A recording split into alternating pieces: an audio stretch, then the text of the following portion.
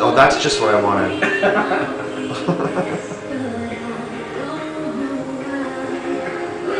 Not like the cats now that I'm staying with. They're so cool. There's this one really big cat. He's not fat, but he's just big. Like he's huge. But he's like, if you took a normal sized cat and just enlarged it in Photoshop. That's how it be. Like it's not fat. And his name is Burt.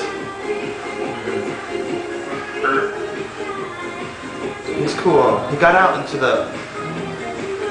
yesterday into the hallway, and I was like, "What are you doing?" And he would stop and he would look back.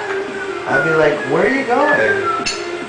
And he'd talk a little bit, and he would just hang out. And then I went down. I'm like, "It's time to come in. You gotta come in." And I bent down and I patted the floor, and he ran over.